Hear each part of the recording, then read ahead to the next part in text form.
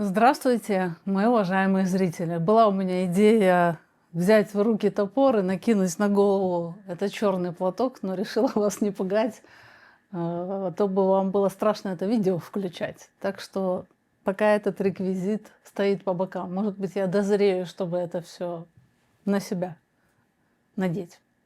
Сегодня мы будем с вами говорить про выходе и слияние. Так как получилось, что у вас есть отклик на эту тему, и сегодня я хочу снять такое общее, завершающее эту тему видео. Ну, потом, несомненно, мы еще к этой теме много раз вернемся.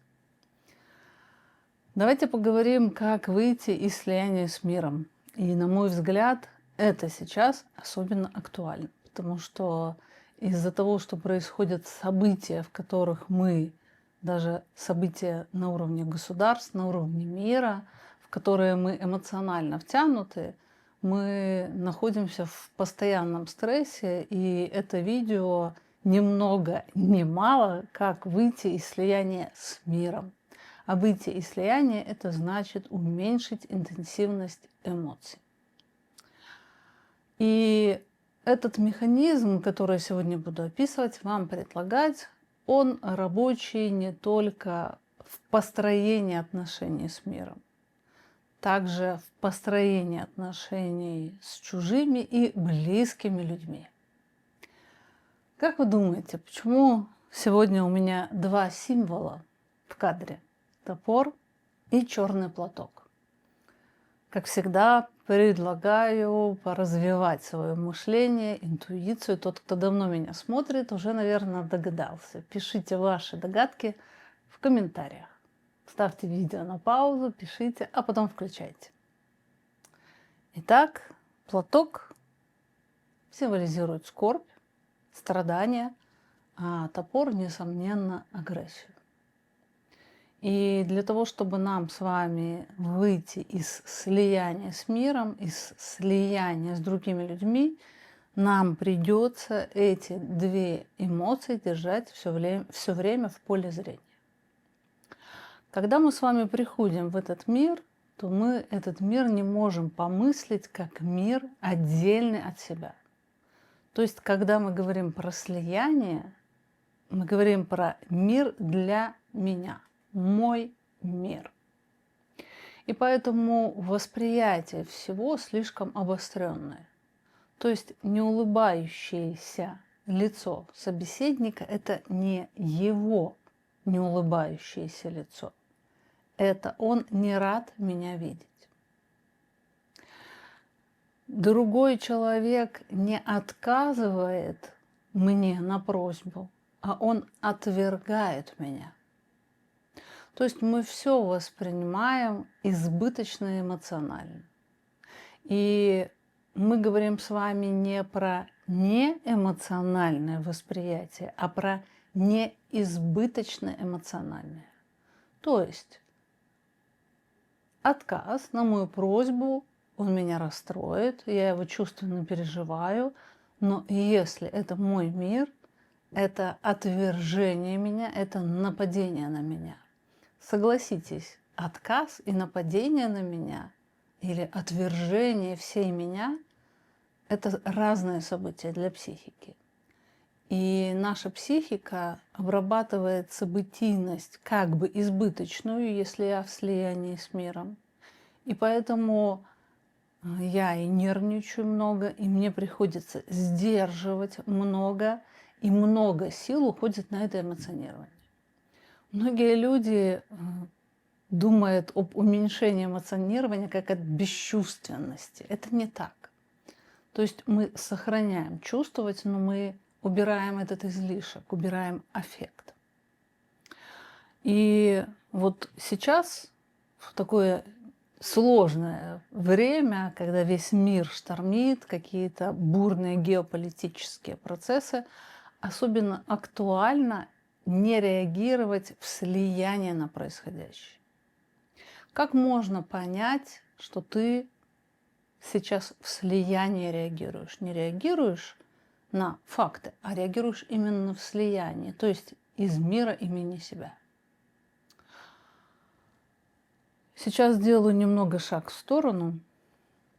Когда мы находимся в слиянии с миром, то есть продолжаем проживать в мире имени себя, то люди у нас сначала делятся на две категории. Те, которые дают то, что я хочу, делают по-моему, и те, которые не дают то, что я хочу, не делают по-моему. То есть мы в голове играем с вами в игры. Это неправильно, это нелогично. Но первоначально у нас все время идет регистрация. Это по-моему или не по-моему. И эта регистрация нам нужна, мы с ней не боремся. Но у мыслящего человека, который хочет уменьшить вот эти пиковые эмоции, должно появиться нечто большее восприятие. А в слиянии с миром мир или принимающий, или отвергающий. И если мир отвергающий, то мы делим его тоже на две категории. Те, кто приносит нам мучения, кто нас мучает, заставляет нас страдать, и те, кто нас злит, принято говорить, выбешивает. Вот мы даже не понимаем, что нас это злит. Мы уверены, что на нас напали. И для того, чтобы сделать эксперимент чистым, потому что я знаю, что вы любите приводить примеры, если мне на ногу наступили, так на меня напали или нет, давайте для чистоты эксперимента и тренировки этого навыка возьмем информацию. То есть, когда вы, например, читаете информацию о том, что происходит в мире. Я думаю, что каждый из вас, когда начинал смотреть мои ролики, то там тоже это было. Я могла вами восприниматься как или же мучающая вас, или же как атакующая вас.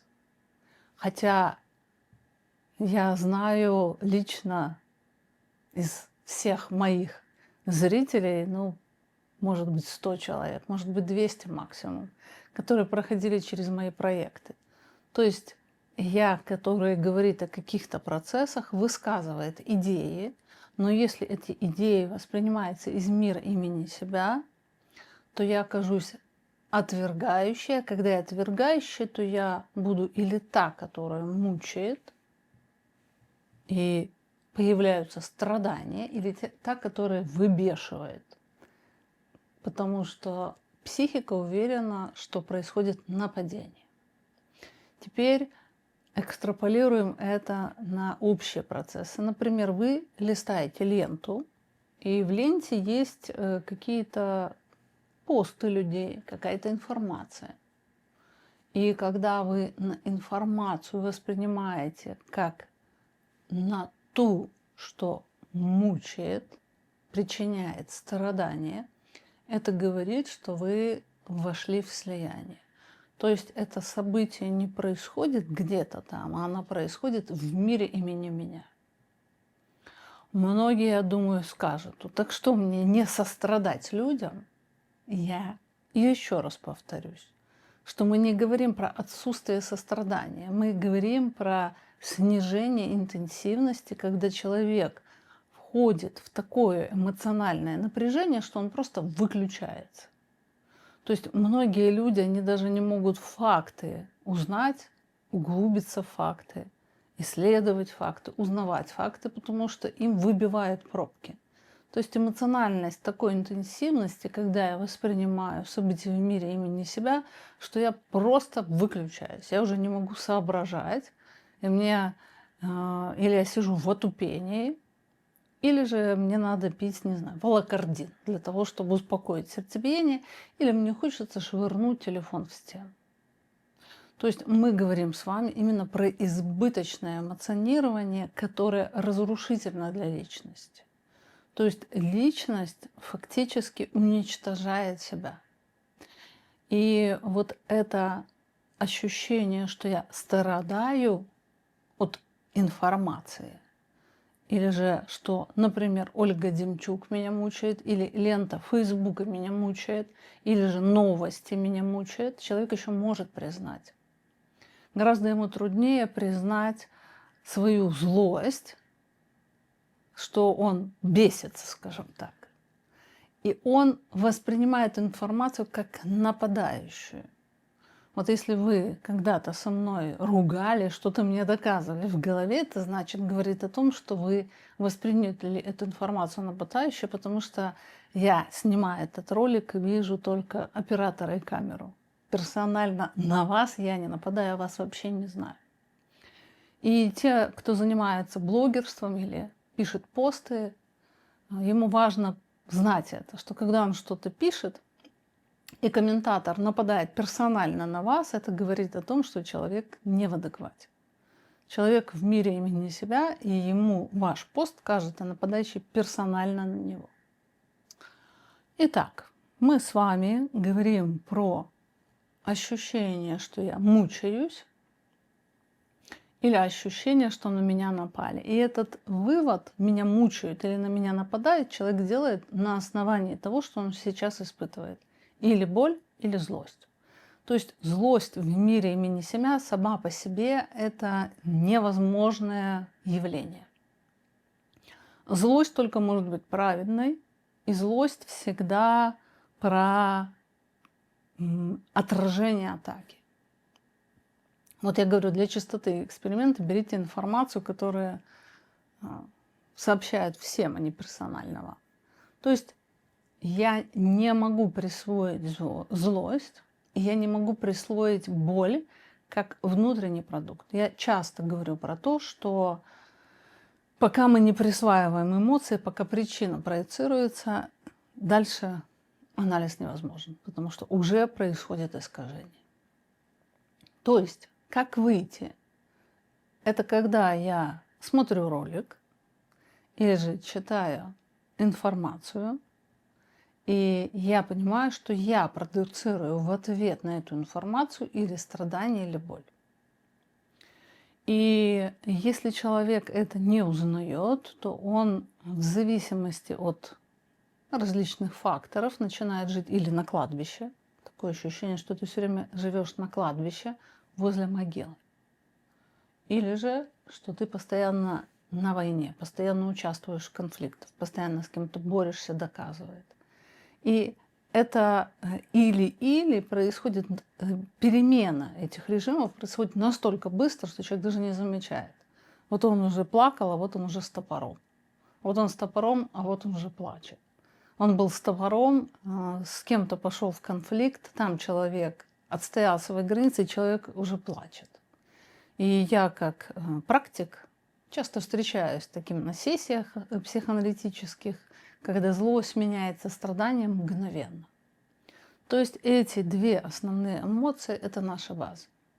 И не стоит переходить, тренировать этот навык выхода из слияния, тем более с близкими людьми, если мы не можем это сделать по отношению к информации, когда читаем информацию.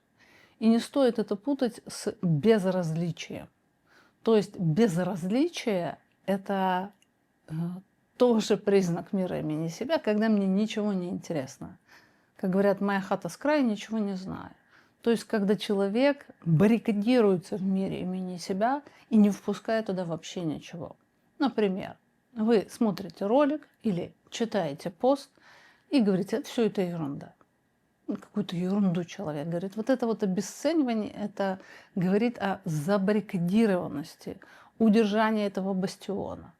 И человек, у которого слишком много слишком много процентов в жизни происходит в мире имени себя, он информацию воспринимает двояко. Или она тождественна тому, что он думает, подтверждает, или же он говорит, это какая-то ерунда, или, как мы уже с вами выяснили, страдает или злится. И вот эта избирательность восприятия, она замыкает человека. Вот уже завтра состоится вебинар про запертость, безысходность. Я буду там говорить про другую запертость, но она, вот эта безысходность, когда я заперт в мире имени себя, альтернативную, иную точку зрения, новую информацию я не могу воспринимать, потому что я или ее отвергаю полностью, это ерунда, или вообще выключаюсь Или же реагирую на нее как на ту, которая напала на меня, или как на ту, которая причинила мне мучение. И эта информация не входит. То есть происходит эмоциональное реагирование, но не понимание, не слышание, не анализ этой информации. И получается самосбывающееся пророчество. То есть человек, с одной стороны, хочет выйти, но из-за того, что он не признается самому себе в этом мире имени себя, он не может даже ничего нового туда внести. То есть мир имени себя есть у каждого из нас. Это не патология, это нормально. Нам надо понимать, что для нас плохо, что для нас хорошо.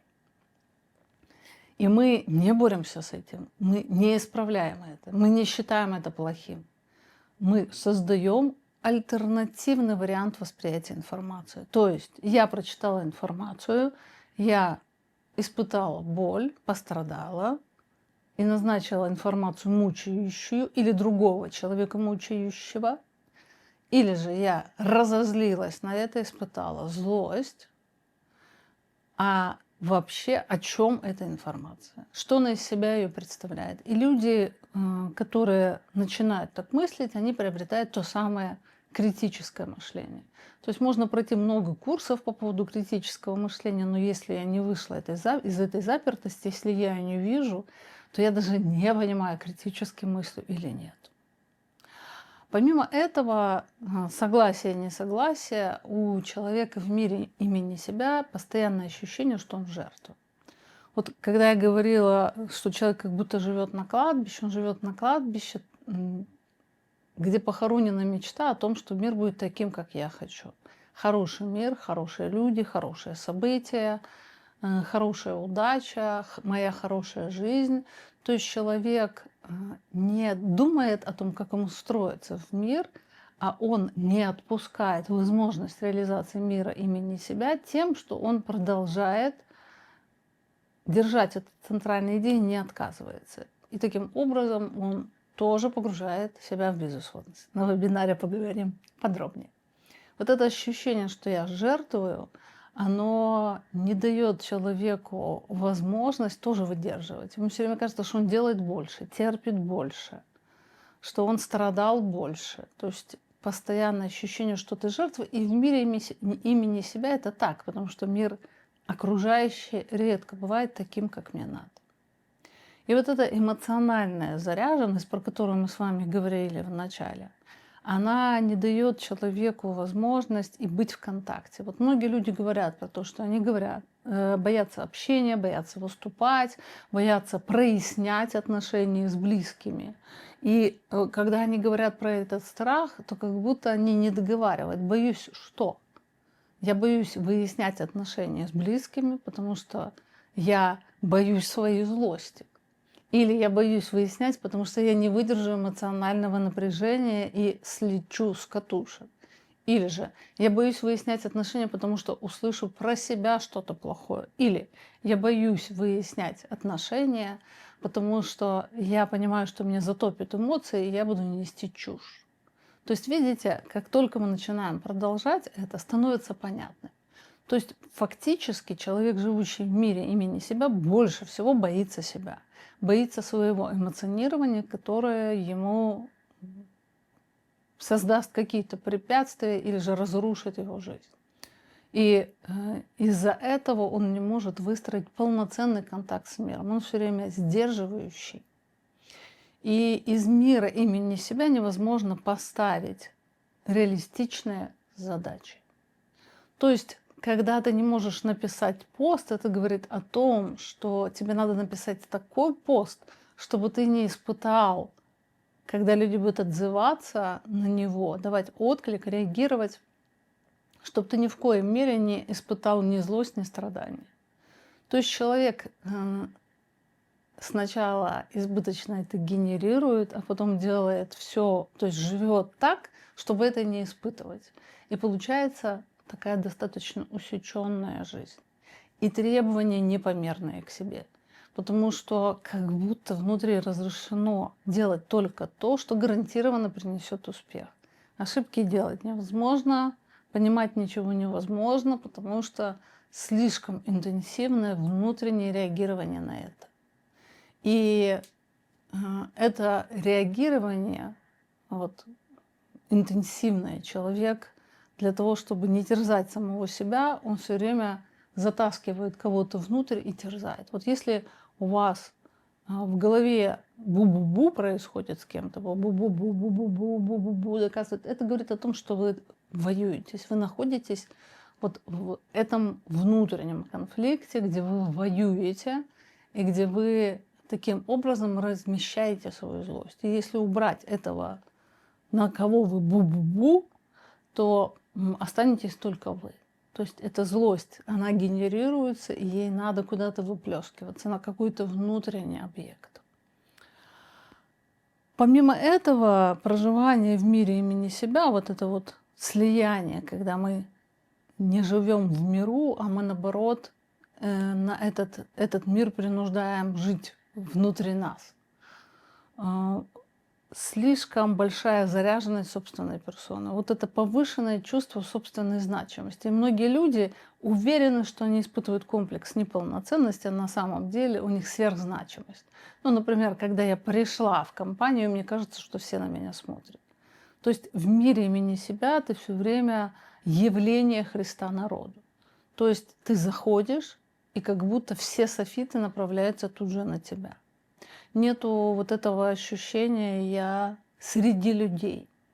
То есть человек является центральной фигурой, и он настолько привык так жить, то есть он не рассматривал это как атовизм из детства, что он не понимает, что вся его напряженность на выступлениях, перед тем, как приступить к новому делу, перед тем, как общаться с кем-то, перед тем, как выяснять что-то с кем-то, она именно из-за этой сосредоточенности на себе, из-за этого слияния с миром. Вот так вот я пока завершаю тему слияния. На следующей неделе поговорим еще на какие-то интересные темы. Ну, а кто заинтересовался глубже, вы можете купить книгу «Запертая внутри себя». Там вся книга посвящена этому, как выйти из слияния с мирозданием. И я предлагаю тренироваться именно на нейтральной информации, потому что если не получается это делать с информацией, с близкими не получится. Потому что близкие, почему они более заряжены на этот момент? Потому что близкие – это большая вероятность того, что я их как-то подчиню, как-то охмурю, как-то пожертвую собой, чтобы они дали мир имени меня. И приглашаю на вебинар в эту субботу, а через месяц приглашаю на школу эмпатии. Будем разбираться, чем эмпатия отличается от гиперчувствительности, которая в этом мире имени себя присутствует. Потому что человек, живущий в мире имени себя, он как будто без кожи.